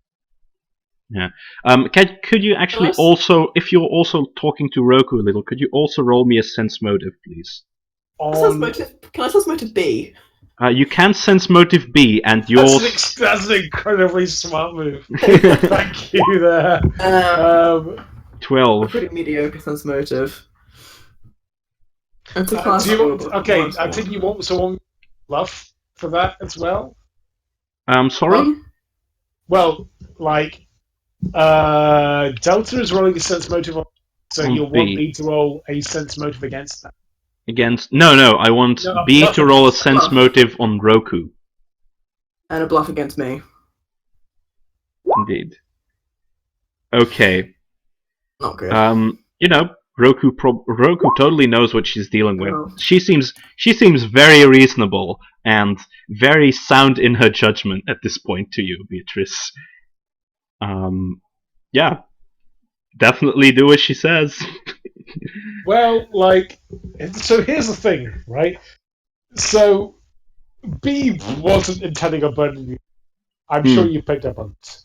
regardless of what Roku told her to do. Yeah, Beatrice is like, yeah. Like, Beatrice is 100% convinced that Roku wants her to burn this stuff, and it's the right thing to do. Mm-hmm. That does not necessarily mean that's the thing that she's going to do. Yeah, that makes a lot of sense. So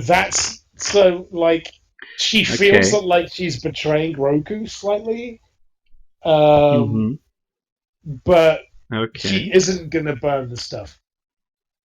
But Delta thinks that she's going to, so I guess Delta's going to get the stuff. Do you okay, so Beatrice, as you're not planning on burning the tent immediately, do you plan on... No, she'll burn the tent. Yeah, but you'll salvage the shit first. Yeah.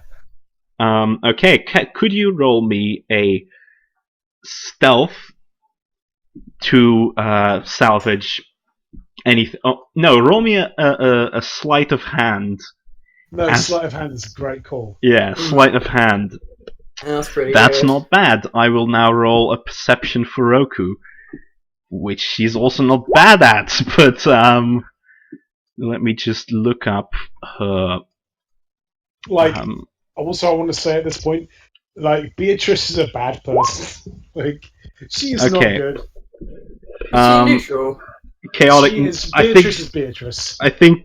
Yeah, Beatrice is Beatrice. I think, if anything, chaotic neutral. We'll figure out. We'll figure that out. I mean, I dislike those labels anyway, so just throw them out the window. Like, you've just given her some, like, really interesting alchemical things to play with. Yeah. She's not going to destroy them. Yeah, she's not going to destroy them. How about how about the head and the sword? Are you salvaging those as well? Yeah, because I thought it was. Well, Delta thought anyway was that's what she asked about, not about the poisons. I thought Delta was just assuming that the poisons were fine. Well, he is less concerned with the head and the sword. She's like, she wants to be able to synthesize the interesting shit that you've just given her. All right. But actually, Beatrice, could you roll me, like, possibly to enter that into this calculation? Could you roll me an appraise, please?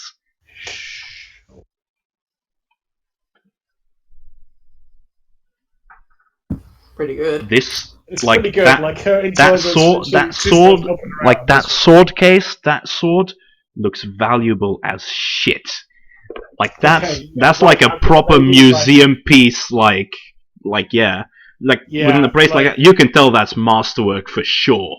Okay, like, maybe slip that through the back, like, because Beatrice likes Delta, and Beatrice trusts Delta, but also she likes money. Yeah, and she likes money.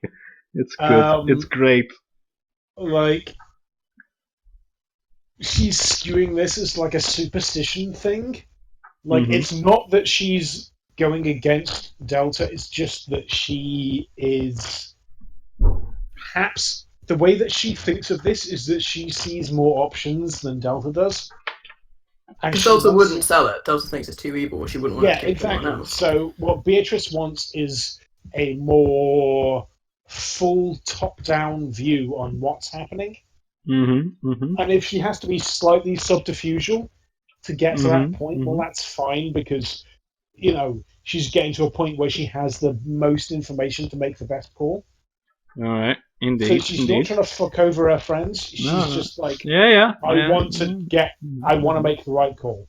All right. Where she's coming at this from. Well, it doesn't matter what she wants and what she actually does. Whether she wants to fuck over her friends or not, she's still doing it. Oh yeah. Well, no, an egg. You're 100% correct. Yeah, exactly. You're 100% correct. 100% on the money.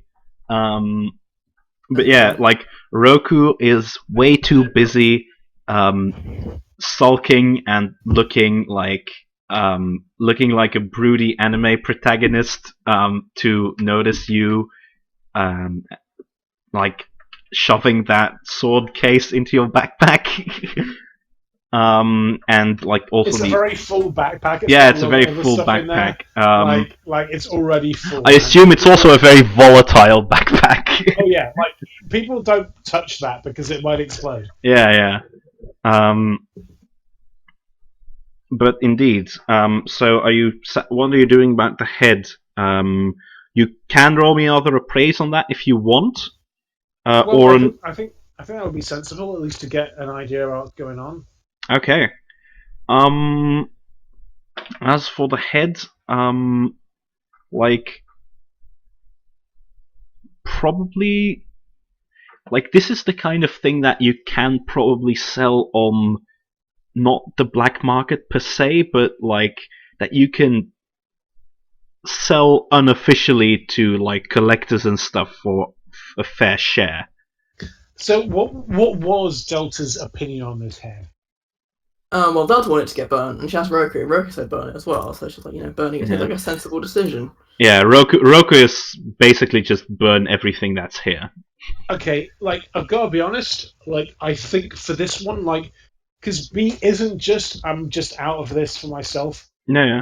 I think even though B has realized this is worth some money, I think the head is the thing that she will burn. Yeah, it makes a lot of sense because it is like a creepy, semi-necromantic, evil fetish object. So yeah.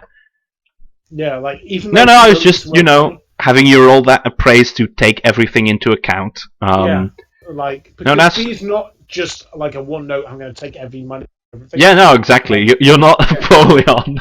No. Yeah. Indeed. But no, okay. So yeah, well, let's burn this head. I think that's where this is going. Yeah. Okay. Are you burning the head specifically, or are you just leaving it in the tent as you in the carriage as you burn it? No, I think we'll burn the tent and we'll burn the head separately. Sure. On a little pyre. Yeah, there is a bonfire, so you could burn it in that. I think we'll do that one separately. That seems. Okay. So which one are you burning first then? I'm only burning the head, or I'm just tossing that onto. Not. I think we've just left the kind of the tent burning behind us, slowly and crackling. But there's this I don't have your cool effects token set, so I don't really have a fire to put there. But you can use your imagination. And I think we're walking away from this thing that's burning behind us, and B just brings out the head and just kind of appraises it and nah. Might even make a comment this is worth such and such, and then just tosses it into. No, she tosses it over her shoulder into the conflagration behind her. All right. I think that's just the box, yeah. Yeah. As the box lands in the fire,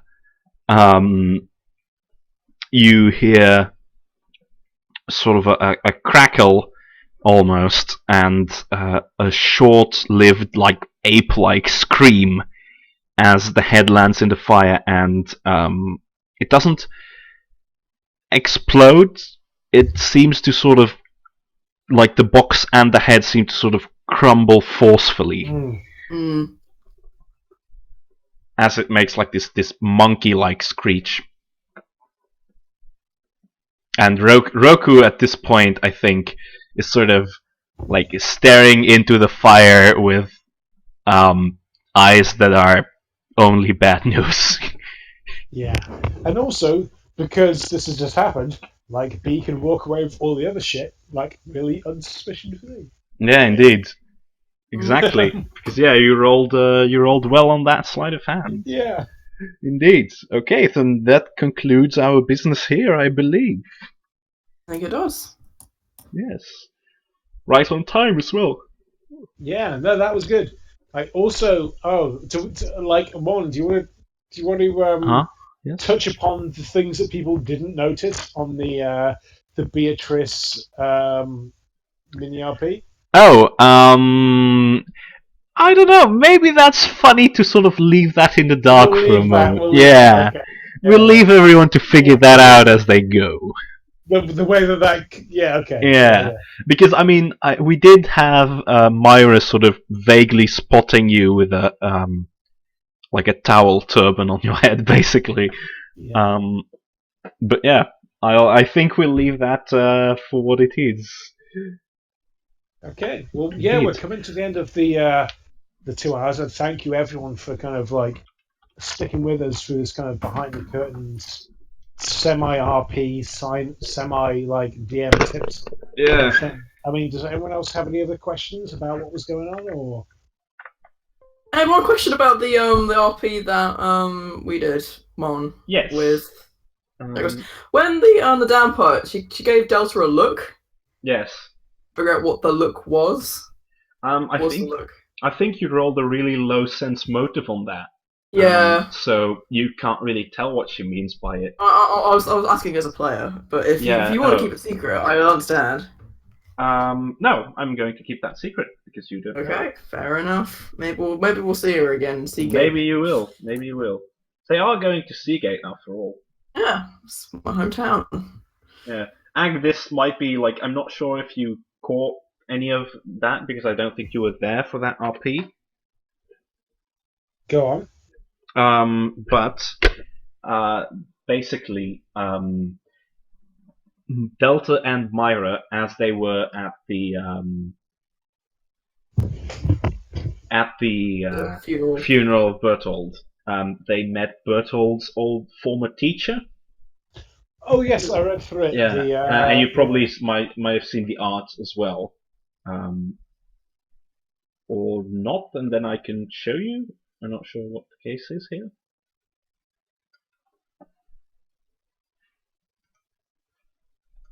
Hello. Hello. Yeah, sorry, I'm trying to. My mum shouting outside. I can't. Oh no! I was asking you. I was asking you, Agtheo. I'm not sure whether you've also seen the art of him.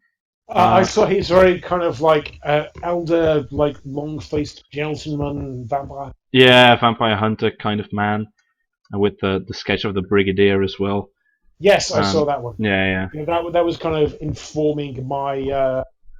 Yeah, indeed.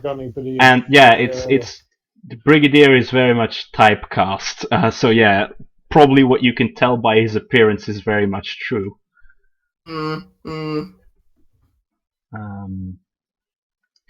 And honestly, that also goes for Carl White. Yeah. It looked very like the way you described him, the way that you drew him matched up pretty well. Yeah. I didn't imagine with long hair, but besides from that was the only difference really. Mm-hmm. I did love the in the background. Yeah, the little angry secretary. So cute. Yeah, honestly, that is very representative of any appearances that you've seen of the Brigadier. Yeah, if you see him, the secretary is usually not more than like 10 meters away, being angry at something. The chat, I think, was that behind every great man is a really pissed off woman. Yeah, indeed. This is very much the case for the Brigadier. Because yeah, any time that you've seen him, he's been acting like very aloof, very sort of mystical, and like acting as though he's like sort of a Master of the universe. Yeah, master of the universe, sort of Doctor Strange type person. And yeah, in the meantime, I'm not cool like Doctor Strange, like Darren Black, but like a strange old no. Yeah, he's sort of he's the kind of person like from the Victorian age with his house full of like occult stuff from other countries that he probably stole while there. Yeah, he's that kind of appropriative is the Yeah, exactly. Like he's that kind of person. Whereas Darren Black is kind of tried to learn, is sensitive. Yeah. And Darren Black is more like They are very different, I think, in their sort of comportment of their style. I get the impression that like the Brigadier is very pompous, whereas Darren Black wasn't really. There was a little bit of like showmanship there. Yeah, he was. Like, Darren Black was like. He wasn't. He was a showman, but he wasn't a braggart. And the Brigadier is certainly always has that air of like. Look at me. Yeah, look at me. Like, he almost acts as though he's like this more than corporeal, sort of almost like occult, grand wizard person.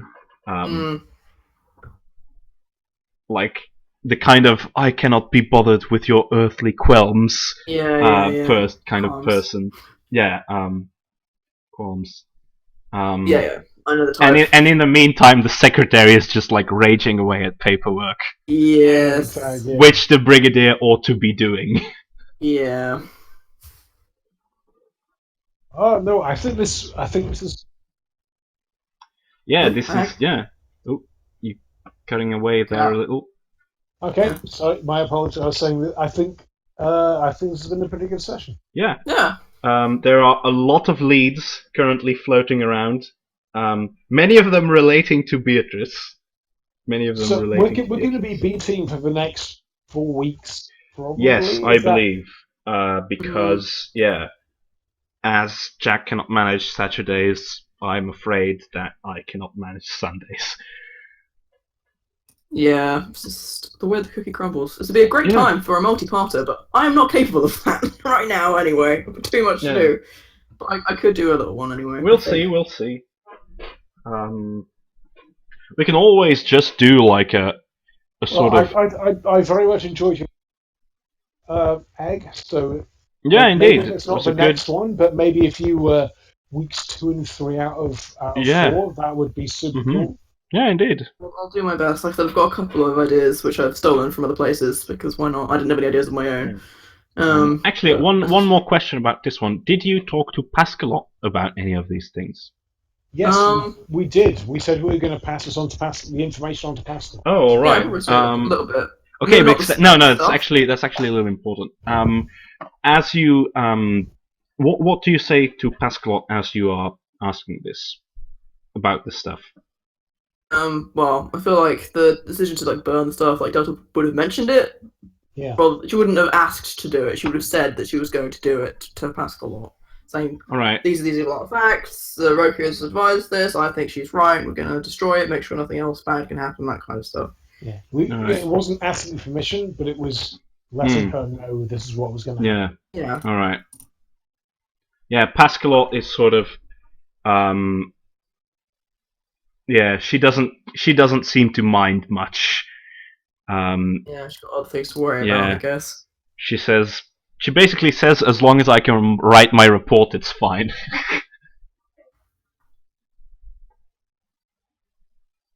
Okay. Yeah. Oh, do you have a final pick of the crossing sticks there, my friend? I'm sorry? One pick of the what? You can't. The crossing of the river Styx with Barthold and the Bartown Boys. Oh, yes. Well, I haven't...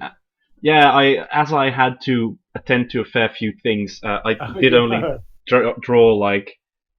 I'll add like You did Karen, a disgruntled Bertold, and a very, very disgruntled Tide Knight. Yeah, I can totally see... But the end of that boat is full of a stag party. Yeah, like... Boys. Yeah. The back end of that. Actually, you know, what I'm going to do as a last thing is I'm just going to select this and I'm going to tilt the boat so that it looks as though it's way down on the other side.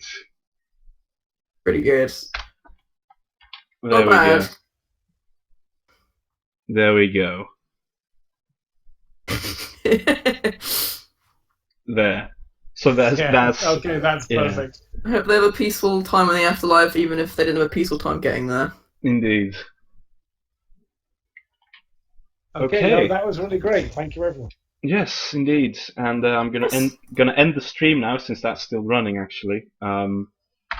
So see you all another time. Bye. Bye.